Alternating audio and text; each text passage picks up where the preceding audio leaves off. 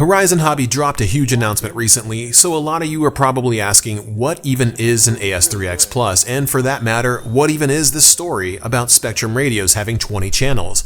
Well, first, if you're asking those kinds of questions, you need to pause this video and go update your radio right now. Do it. Then come back and press play. This is your guide to understanding the gyro system called AS3X Plus in a way that should be intuitive and easy to understand. Hey there, I'm John. This is Two Brothers RC, and this... normally I cut away here, but I guess that because we're doing the AS3X Plus guide... crap. First, we need to cover what even is a gyro. Obviously, it's a type of sandwich. Some people are crazy enough to think that they fly a plane for you. Nah, I'm just kidding. Sandwiches don't fly a plane. Even if they're loaded with tasty meats, cheeses, vegetables. Oh man, I gotta stop making videos when I'm hungry. A gyro is a simplified flight computer, a device that stabilizes an aircraft artificially. This can be used to account for turbulence and minor setup issues, or in the case of Two Brothers RC, a gyro can be used to make an intentionally unstable plane flyable, which is generally how I prefer to fly because I'm crazy and that means you should listen to me. The first thing you'll want to do when setting up a gyro is disregard any of the purists that tell you that you shouldn't use one. If you've ever asked for help with setting one up, you've undoubtedly run into that guy. Their go-to response is always gyro bad. I'm here to tell you that no, gyro good, actually, really good. Don't fall for the Luddites who think that everything that isn't a craft box radio is a gimmick. There is a loud minority of people who think that their way of doing things is the only way everyone else is allowed to do something. First off, nobody asked them. Second, shut up. Alright, let's get into how to set up AS3X Plus. If you have an existing non-plus Spektrum receiver, you'll need to update it with new firmware. If you have a receiver with a plus sign at the end of the label, you can skip this chapter entirely. For those of you who don't have a native Plus receiver, this is a pretty straightforward process. Follow the Horizon Hobby setup guide linked at the top right and in the description below. You can pick up the equipment to unlock and update your receivers below as well. To help everyone that I can, I'm going to go over the basics of forward programming now. If there's an aspect of this video that I didn't cover for you, consider hopping on the Two Brothers Discord server through the link in the description below, and ask for assistance in the Tech and Setup channel. With the aircraft powered, enter forward programming and select Other Settings, then select Factory Reset. This will prepare the receiver for AS3X Plus programming. The receiver will be in bind mode, and you'll need to rebind the radio to it from the screen that you're looking at now. From here, you'll have to wait for the radio to analyze the telemetry packets that the receiver is sending. Then you'll be sent back to the main menu of your transmitter. From there, you'll need to re-enter forward programming and begin the process of setting up your receiver again. Follow all of the on-screen instructions to the letter. This will be a big info dump, so if you understand why this screen says make sure the model has been configured including wing type, reversing, travel, trimmed, etc. before continuing setup, then you should skip to the next chapter. If you don't know why this screen says that, here's why. It's important that you pay close attention to these screens, especially the initial setup guide. Your wing and tail type in a Spektrum transmitter determine how the gyro operates. The receiver only knows what it was programmed to do. If you set up your receiver as a 1 aileron and 1 flap configuration, for example, but then you later change it to 2 ailerons, 1 flap, the receiver only knows that it's a 1 aileron and 1 flap configuration until you reprogram it. This is why E-flite customers frequently ask, why doesn't my left aileron work in safe? Because they haven't programmed it to do so yet. Fortunately, you can do this easily, but we'll cover that later on in the video. Look for the chapter called Relearn Servo Settings for more information. This screen is somewhat deceptive. You don't actually have to rerun initial setup to change anything. You just have to use Relearn Servo Settings. But, again, we'll cover that later on in the video, or you can skip to the Relearn Servo Settings chapter now. Make sure that you affix your receiver in place with double-sided tape. Then ensure that your aircraft is level. Then hold it 90 degrees down to set the orientation. Don't skip the gain channel selection here. If you don't set up a gain channel, you will need to perform a workaround to see your AS3X values produce any effect later on. I'll cover this more in depth when we get to the AR10360T specific section of this video. Now that we've finished the basic setup of the receiver, the next step will be to set up a flight mode so that we can switch between AS3X and safe at will. I always recommend having safe as an option because you never know when you'll need it, and there's no shame in bringing home a plane safe regardless of how you end up doing it. From the main forward programming menu, select Gyro settings, then select F mode setup. Select FM channel, then select FM channel again. A pop-up menu will appear that says inhibit. Throw the switch that you're planning to use for your flight modes. If that switch is controlling a free channel, the receiver will recognize it instantly. If it doesn't, set the channel that you want to use and select the switch that you wish to control it. Select the previous menu in forward programming, then select first time safe setup, then hit continue. Put your flight mode switch in the desired position to activate safe, then continue to the next screen. Ignore the message saying that gains must be tuned first. We'll get to that point in a bit. My go-to attitude trim is always 0 roll with 8 pitch. Without this, the plane will auto-level but will constantly descend in safe. With 8 pitch, it will generally fly level in safe mode. Select Next, then select the Inhibit menu and enable Self-Level Angle Demand. Leave the bank angle and pitch limits alone unless you want to increase or decrease how much you can roll and pitch in safe.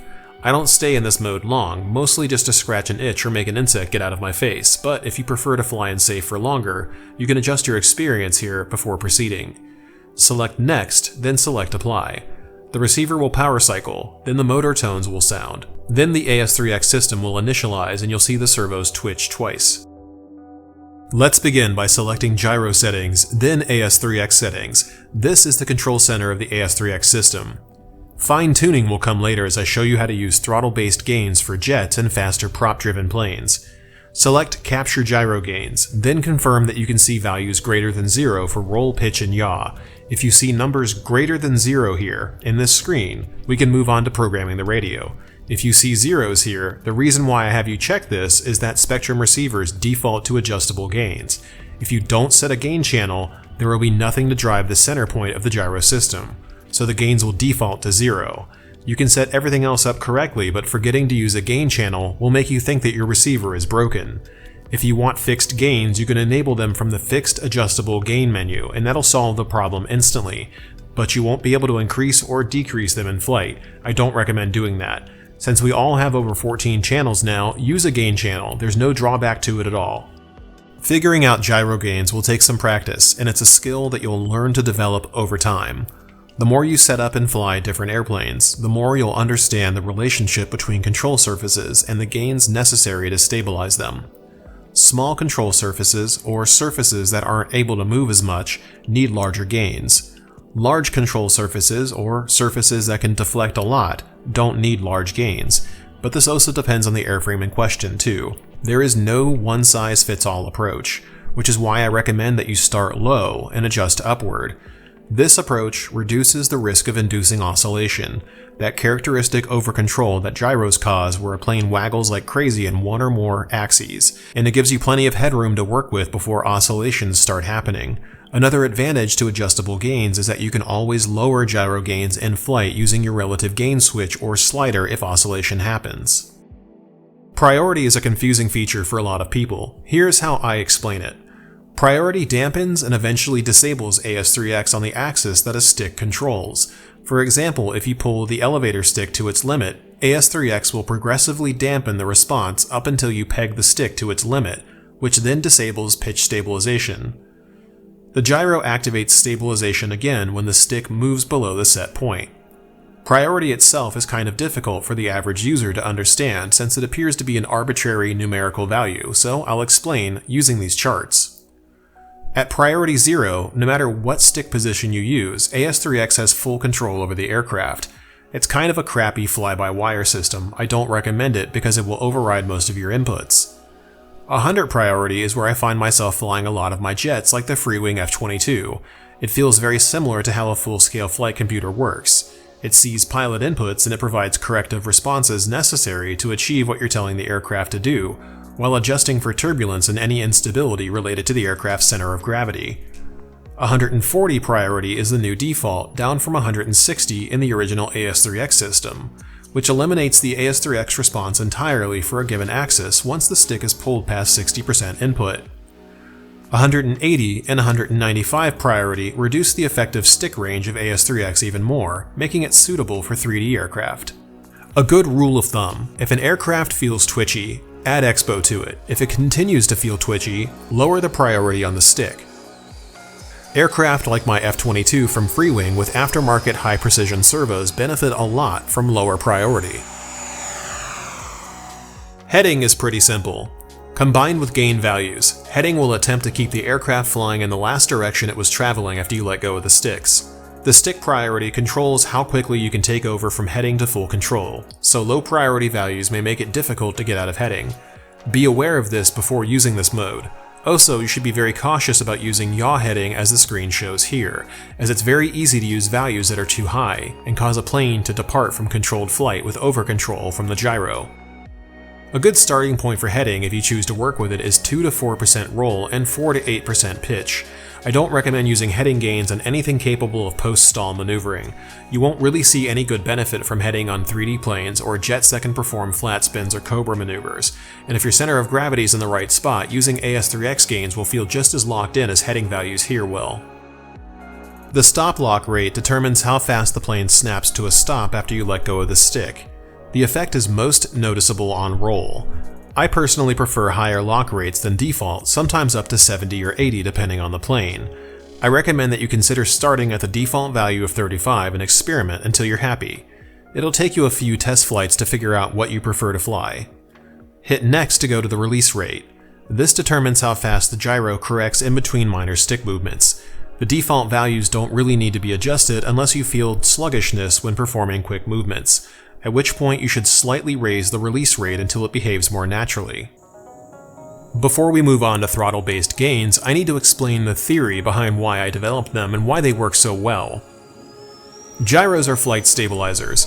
Most people use them to stabilize a plane in turbulence. That is a viable way of doing it, especially if you have a nose-heavy plane that's positively stable. You'll still see a benefit from reduced wing rock caused by turbulence. But you can also use a gyro to make a tail-heavy airplane flyable with human reflexes, which is no different than the primary reason why a flight computer exists in larger aircraft like the F-22. The F-22 and other modern fighter jets aren't unstable because of their physical design and plan form. They're unstable because the center of gravity is so far aft that even tiny inputs from a pilot would cause the plane to depart from controlled flight. This is what a modern fighter jet would look like if flight computers weren't a thing. Nice. Not nice at all, buddy. Oh, sweet. How do you prevent crashing spectacularly like this? Well, if I had the answer to that question, I wouldn't have 3 different crash reels in my videos now, would I? Jokes aside, you set up the plane to your own skill level and adjust it until it's as sensitive as you want it to be in the various axes: roll, pitch, and yaw. In full-scale aircraft, the faster it flies, the less input is required to maintain stability.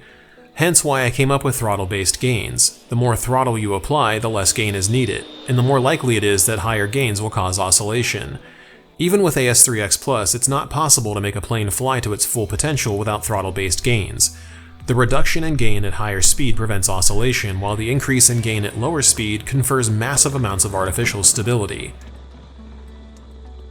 To set up throttle-based gains, you need to have relative gains assigned to a channel. You can see me moving channel AX4 around with my left slider on my IX20, but you don't need an IX20 to do this either. First, head to channel assigned to verify the channel that you want to use. Since I use AUX4, I would tap on the drop-down that says left slider and move the switch that I want to assign if I didn't want to use my left slider here. Then confirm that the receiver port assignment sees auxiliary 4 as well. Once this is verified, I'll head back to forward programming, gyro settings, system setup, then gain channel select. Then I'll ensure that AUX4 is the assigned gain channel, and that it's set to control AS3X gains on all axes and at normal gain. I'll then head over to the mixing menu where I'll create a new curved mix. I'd recommend that you give it a name that you'll remember, so it'll be easier to go back and figure out why you have this mix 6 months from now.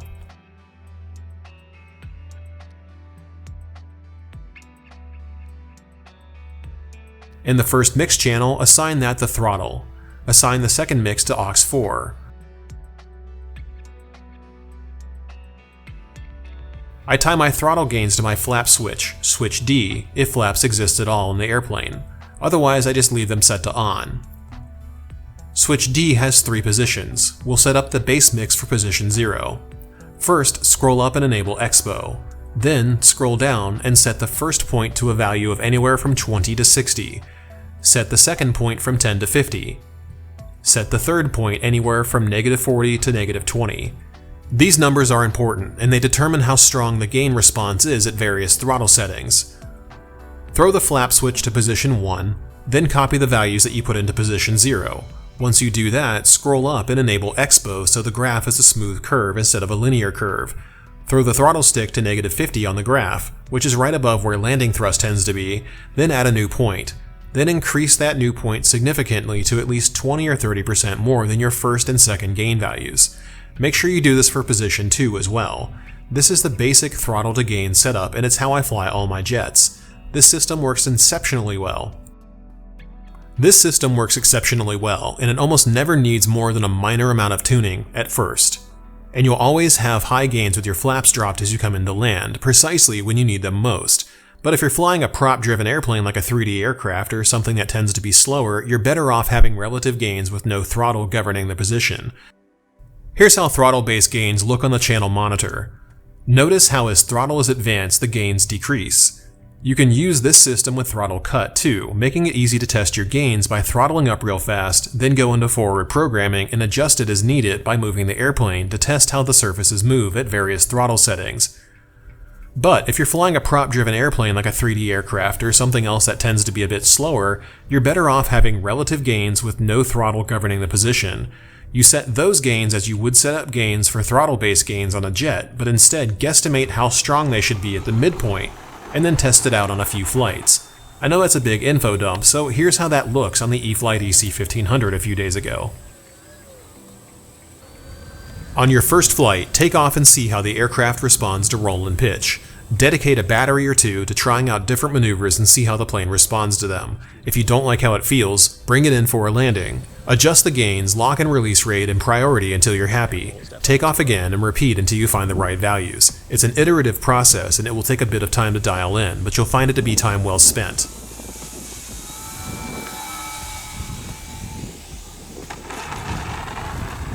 Once you've got AS3X gains dialed in, turbulent landings should look way smoother than they ever did before.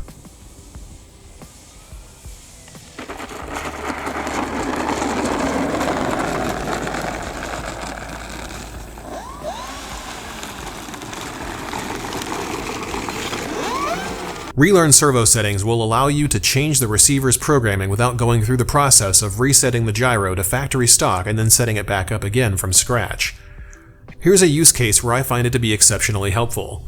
If you want your stabilators on a jet like the F-22 to correct for both roll and pitch in AS3X just like the full scale, you need to set up the jet as a aileron A or B configuration first. The problem with that configuration is that you can never turn off roll on the stabilators. So what you do is set up the receiver as a dual elevator tail type, then create your mix for the stabilator roll input. I have setup guides on the channel covering this, or you can ask on Discord for help. Then you go back into aircraft type and change the tail to aileron A or B, whichever causes the stabs to roll in the correct direction with the ailerons. Go into channel assign, confirm that the receiver port assignment is set correctly, then go into forward programming, gyro setup, system setup, then select Relearn servo settings and confirm the change. Now the receiver thinks that the stabilator should correct for both roll and pitch, which is exactly what you want for a highly agile and artificially stable airframe. Go back to aircraft type, reset the tail to dual elevator again, then confirm your receiver ports are correct once more. Now you've learned how to reset a receiver without reprogramming it, and you've learned how to get a fully controllable aileron configuration that can be mixed to your preferences. I know that this is technical, so don't be afraid to hop on Discord if it doesn't click with you. We will gladly help you through it.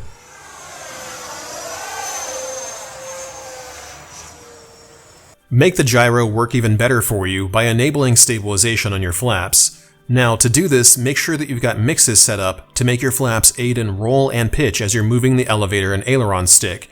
If the surfaces aren't mixed to move together, the stabilizer wizard can't see how they're supposed to move, so it won't be able to use them with AS3X+.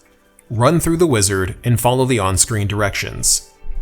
On the AR637T and 8360T, you have but one gyro to stabilize all of your control surfaces. so the flaps will stabilize using the pitch and roll values in your current gyro, but if you use the 10360T, you could put them on a separate gyro entirely. My Freewing Gripen has 3 different gyros, the elevons and rudder, thrust vectoring, and canards, all set up using the same basic technique demonstrated here. You have to make sure that the surfaces are moving with stick input, and you can't put surfaces that are part of a Spektrum wing or tail type on a separate gyro. If you want independent stabilized canards, make sure that you've given a name to the 2 canards that you want to stabilize inside of Servo setup. If you want to stabilize thrust vectoring too, you'll need to name the channels so that they're easier to find and set up later. For canards, use elevon A or B, and don't use the canard tail type. Make sure that the canards are auxiliary channels and not primary controls, and receiver channel assign. Run through the same setup process that I demonstrated with the flaps in the auxiliary setup menu.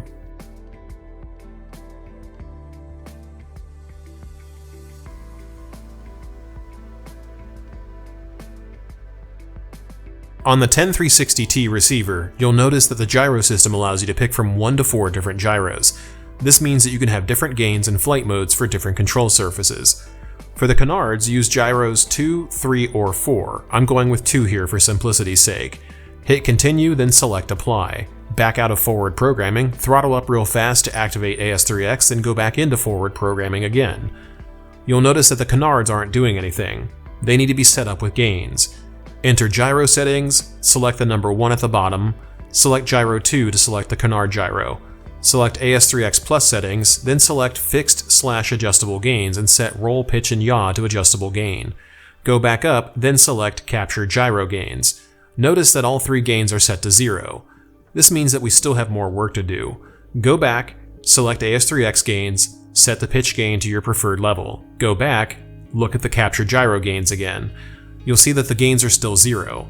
If you saw the earlier chapter about gyro gain channels, you'll realize that the gains are 0 because there's no gyro gain channel set. Let's set that up now. Go back to gyro settings, system setup, then gain channel select. You'll see that channel 1 is already set on gyro 1 with all axes and normal gain. We need another one set up.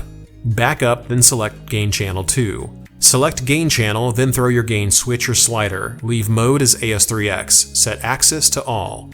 Leave setting as normal gain. Set gyro system to 2. Now try moving the aircraft and you'll see the canard moving. Adjust the gain slider or switch and you'll see the numbers moving inside of capture gyro gains. That's the gist of AS3X Plus and how to set up an aircraft from start to finish with customizable gains and throttle-based gain. The final detail to cover now is the nose wheel system. Make sure that you've named your nose wheel and that it's on a separate channel. You can learn more about how to do this on the Two Brothers Discord server if you're not already a member. Then go into forward programming, gyro settings, then enter the nose wheel system. Set the nose wheel channel to your named nose wheel servo. Set the retract channel to your gear channel, and mark whether the gear are currently retracted or extended based on, well, whether they're extended or retracted at the moment you're setting it up. Throw the gear switch and figure out how many seconds it takes for them to extend or retract. Then set that number of seconds and the extended delay so the gyro isn't operating until it needs to. Enable reverse later if your nose wheel gyro is operating backward. Select Learn Travel, move the rudder stick fully, assuming you mix the channel. Again, if you don't know how, join us on Discord and ask for help in the Tech and Setup channel. Then set the nose wheel gain. I personally prefer 60 gain. That works very well for most aircraft that I've flown. Never use heading. There's always the chance that you'll ground loop a plane with it, like I did with this jet when I set heading on it.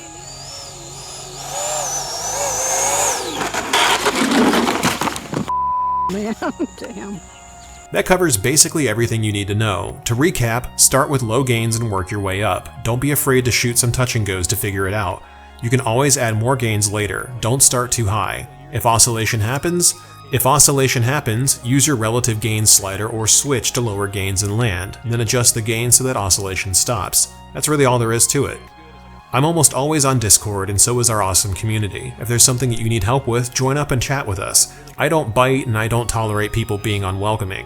Hop in and ask questions, and let us know what you think in the comments below or on our Discord server.